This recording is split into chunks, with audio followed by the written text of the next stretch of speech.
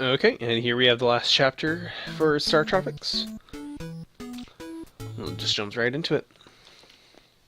So this chapter, basically, we have to fight 3 bosses, and that's the end of the game. The first boss is Zoda. First here, we're just gonna, text buffer through the text. But for this first fight with Zoda, he's going to give us one of 2 patterns. He's going to either give us a hand, or he's going to either give us a head. We need the head to appear in order to damage him. The hands we can't do anything with. We just have to run from them and hope we don't get hit. Now on each head cycle, we only need to hit him 1 time, otherwise it wastes time hitting him other times. The fight is scripted to only take 1 hit of damage for it to actually progress. If you hit him any more times, it just freezes him in place without actually doing much of anything other than waste time. Wow, he's actually giving me a very good pattern. It's completely random if he will give me the head or the hands. Alright, there's a hand. Oftentimes you'll see speedrunners asking how many hands you'll get. That was very good. You only have to hit him 4 times, once each cycle. Anyway, you'll oftentimes see speedrunners asking how many hands there are, just as a fun thing. Because it's completely random, we can't control it, and it may or may not cost us the run in the end. Alright, so these gold aliens are only... Or excuse me, they only take 3 hits before they die versus 4 on the green ones. You can avoid the red ones entirely, just run through them. This here, we just need to hold left and go all the way to the end. Now, what happens here is this alien can either jump to the left or the right. Just in either case, you can stay in the spot that I'm on. Always stay here until the platform closes back up, otherwise you'll fall through. And head to a place that you don't want to. You won't die from it, but you'll waste time by going into the room that it sends you to. But anyway, this green alien will jump either to the left or the right. You hope that he jumps to the right because it's faster to kill him there, but if he jumps to the left, again, just kill him and wait for this to go so you can jump across. Now this next room is the second boss that we have to fight. We have to fight the core of the spaceship. We have to essentially make this thing crash is what we're doing. So we're going to go in and we're going to go straight to the bottom middle of the room so that we can position ourselves to fire up towards the core when it opens up. However, there are these stars that travel along the ground just like in the previous stage that come out of the holes in the ground. We have to be aware of those. There will always be at least 2. There may be a 3rd one on each cycle that they come out. It is rare when that happens, but you do need to always be aware that it is a possibility and can screw you up if that's the case. When I first initially go in, I'm going to pause and wait for the first one to go away and then go down. There is also an alien in here that wanders around. Hopefully he stays away from us and doesn't bother us. If he doesn't, we can one-cycle the core. If he does, you can one-cycle it. It just kind of depends on the situation, but sometimes he can screw you up as well. So we'll see what happens. Okay, want to kill the second star.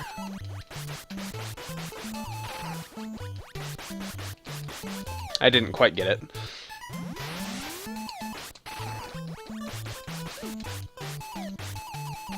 Okay, that's fine.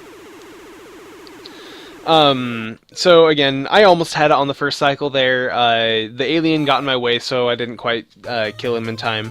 But as soon as these 2 side panels open, just be aware you need to kill the stars immediately as they come out. Otherwise, they will deal a ton of damage, and it'll make your life much harder to get through the rest of this level. So anyway, you're going to attempt to one-cycle the core there. If you don't, 2 cycles fine. It'll waste some time, but what can you do about it? So now we need to go up and fight Prime Zoda, the final fight of the game. There is the potential for a glitch to happen here, but we cannot 100% control it. First off, if you need to farm for life, you can do it on these guys. They have a very high drop rate for stars and hearts, so you can farm life here if you feel the need to do so. We want the supernova for this fight. It'll deal the most damage to him. But anyway, this glitch that happens, these spider things, these right here, he spits them out. If there are two on the screen at the same time, then the glitch cannot happen. In which case, we can't control... This is why we can't control this glitch entirely. What happens at the glitch is if you kill Zoda without those spider alien spawns being on screen, two of them at any given time during the fight, then it warps us straight to the credits of the game rather than having us finish out the rest of the game. So we are forced to split on Zoda kill rather than the actual end of the game. Just in case. Zoda starts on the right side of the room. We can't control if he spits out anything in that time. However, we can control in the middle of the fight if he does, because he will not ever spit them out when you are near him, and we are going to try and stay near him the entire fight. I'm going to explain it now just so I try not to die in the middle of the fight, but we want to stay diagonal to him, and whenever he jumps on either side of us, we want to hit him twice and then jump to his diagonal again. We're going to try and stay in the middle of the area. Again, it's kind of random if he moves, how he moves around, but we'll see how it goes. So let's see if he spits out any of the spider spawns. Oop. Okay.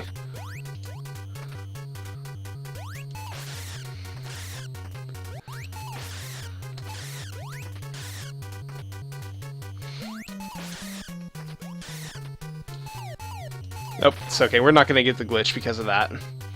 We would have gotten the glitch there had he not put out those two spider spawns like that. He got in a very awkward position. Come on. I don't like it when he does this. It's better if he comes up here with me.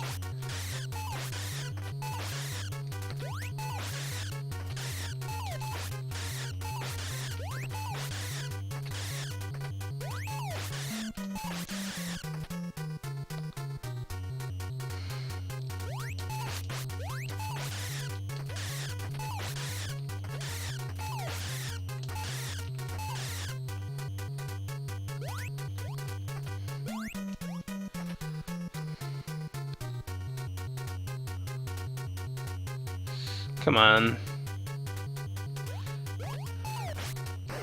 Okay, I killed him. That was an awkward pattern that he gave me there. So I'm not going to get the glitch, because in that fight he did spit out two spawn.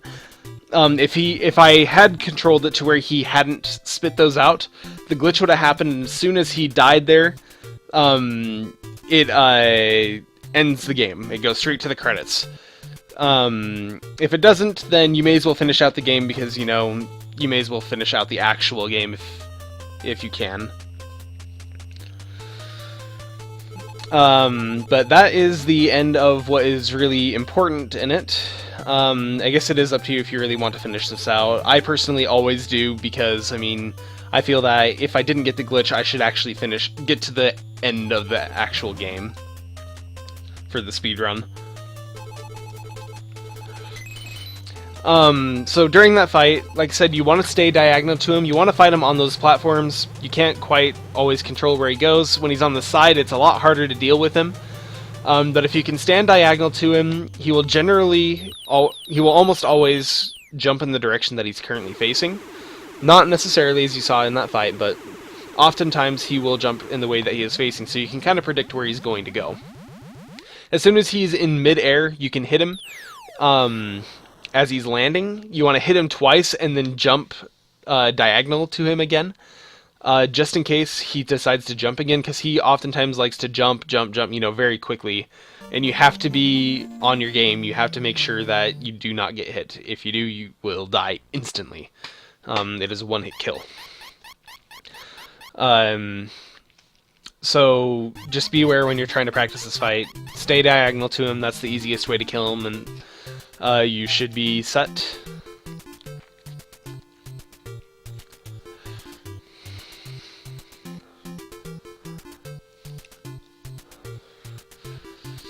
I personally, if I don't get the glitched ending, I like to drink the cola from Babu at the end, because why not? Since we stop our timing on, you know, the boss kill, as soon as the final hit on him goes. Not when he actually dies, it's when the final hit happens. That's when we split. But since, we split there, I may as well get the cola because, I mean, why not? Why not have some cola? Otherwise, if we didn't have that, we would split time as soon as we enter the hut, because after this it's just text. There's nothing else to it. But anyway, this was StarTropics. I hope this guide is of use to somebody trying to learn to speedrun this game. If you have any questions, feel free to contact me. Zodastone is also very willing to help, Darkwing Duck, pretty much anybody who has run this game. Just look at the leaderboards. We're on speedrun.com for StarTropics. Everybody is willing to help out with this game. But in any case, I hope you enjoyed this guide and hope that it comes of use to you.